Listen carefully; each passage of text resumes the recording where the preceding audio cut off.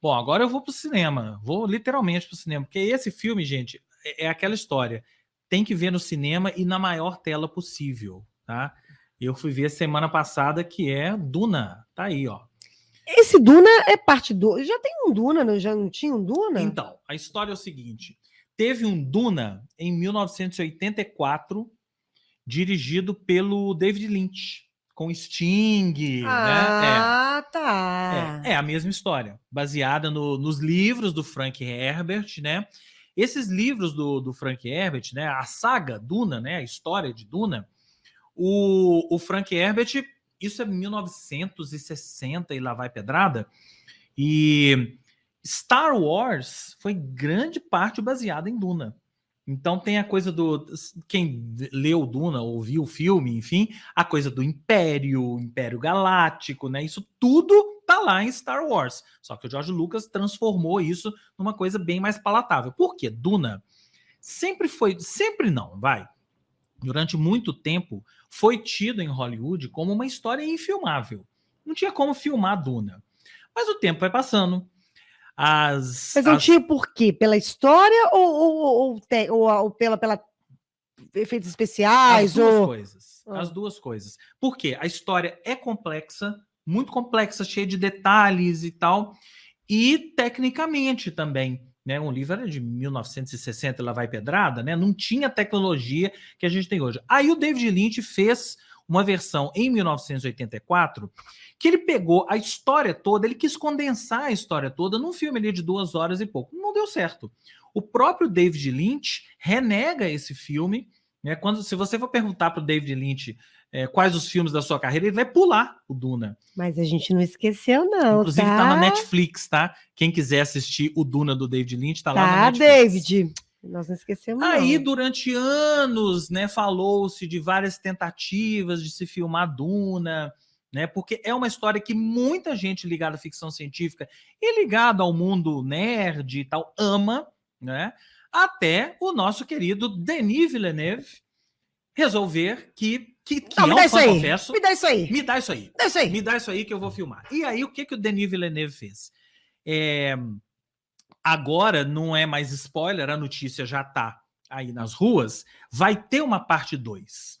Porque quando eu ouvi que o Denis Villeneuve ia fazer Duna, primeira coisa que me veio na cabeça, será que ele vai bater no mesmo erro do David Lynch, que é querer botar toda a história num filme?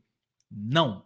Quando eu fui assistir, isso é engraçado que isso nunca vazou. Mas qual que é a história mesmo História de Duna. de Duna? História de Duna, ela tem um pano de fundo político e ecológico, né? Mas a história de Duna é o seguinte: a família dos Atreides, eles são designados pelo Imperador Galáctico para assumir num determinado planeta, que é Arrakis, a extração da especiaria. O que é a especiaria? A especiaria é o combustível é o que faz as naves voarem, entre outras coisas. É o petróleo, né? É o petróleo.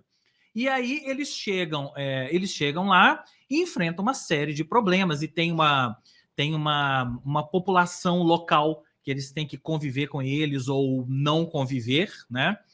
E isso está na saga Duna ao longo de sei lá quantos livros. Quando eu sentei no cinema e apareceu o título do filme, aparece Duna, parte 1. Aí eu entendi, falei, bom, agora o Denis Villeneuve foi no caminho certo. Ele já está deixando claro que a história não vai terminar nesse filme. E eu acho que ele foi muito esperto em 2 outras coisas. Primeiro, a história de Duna é complicada, ele descomplicou. Ele tirou várias coisas que poderiam ser ininteligíveis para muita gente e deixou de lado, deixou isso um pouco em banho-maria, né? Ele se ateve à narrativa principal, que é o que realmente interessa. Outra coisa que eu acho que ele foi muito... Primeiro, o elenco. O elenco acho que foi tudo muito bem escolhido, desde do personagem principal, que é o Paul Atreides, né, que é interpretado pelo Chalamet, Timothée Chalamet, até o Oscar Isaac, que é o pai dele, a mãe dele, que é a Rebecca Ferguson, para mim é a melhor coisa do filme, né? Rebecca Ferguson realmente é a melhor atriz, a melhor personagem do filme, e outros atores, né? Então a narrativa, e outra coisa que salta aos olhos no Duna é que é um filme que a gente sabe que é tudo ali computação gráfica, né? Então as naves, aqueles cenários e tal, mas em momento algum parece que é orgânico, parece que aquilo tudo foi realmente construído. Claro, tem vários cenários que foram mesmo construídos, né? Mas tem cenas, tem uma sequência, por exemplo, não é spoiler, numa sequência quando eles chegam lá no planeta, né? A nave tá chegando aí, abre a porta da nave, eles vão descendo, né? Gente, aquilo tudo é computação gráfica, mas você acredita que aquilo é real. Você olha para aquilo e fala, pô, isso é real, eles realmente estão lá. Estão chegando num planeta, um planeta que não existe, né? Estão chegando lá no planeta e tal. E as cenas de... Esse pano de fundo político que Star Wars tem também, né? Imagina, Star Wars é o Império, o Senado, né? Gente, né? Isso tudo veio de Duna. Isso tá lá, não tão complexo, né? E a história da ecologia, porque imagina, a gente tá lidando com extração de uma especiaria, petróleo, e toda a questão ecológica da população que vive lá no planeta e tem toda uma relação com essa especiaria, né? Toda essa questão ecológica tá lá, também diluída, para você parar e pensar. Uma mistura de Star Wars todas. Com Avatar. Isso é bem isso. Eu gostei bastante do Duna e já tô de cara, já tô querendo... Quando apareceu a parte 1, eu já fiquei pensando assim, será que ele filmou as duas partes juntas? Né, que deve ter filmado. Não filmou. Não filmou. Eles fizeram o primeiro filme e esperaram, vamos ver como é que vai ser a bilheteria. E a bilheteria está sendo excelente. Então a Warner já confirmou que vai ter a Duna parte 2 para o final de 2023 e já estão conversando, inclusive, sobre a parte 3. Entendi. Então tá aí o novo Senhor dos Anéis, o novo Star Wars, a nova saga. Agora é Duna. Vá assistir, se possível, na maior tela possível, porque aqui em Belo Horizonte, por exemplo, ainda está em cartaz hoje, dia 28, acho que ainda está em cartaz, no IMAX. Eu fui ver no IMAX, que é um filme que merece cinema, pipoca, tela gigantesca, som maravilhoso. A trilha sonora do filme é muito legal, né?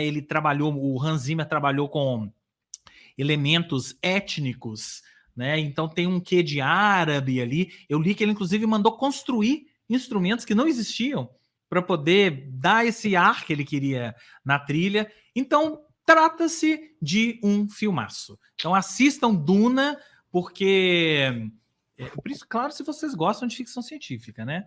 Quem gosta de ficção científica, assista Duna. Quem gosta de Star Wars e coisas do tipo, certeza que vocês não vão se arrepender, ok? Ok.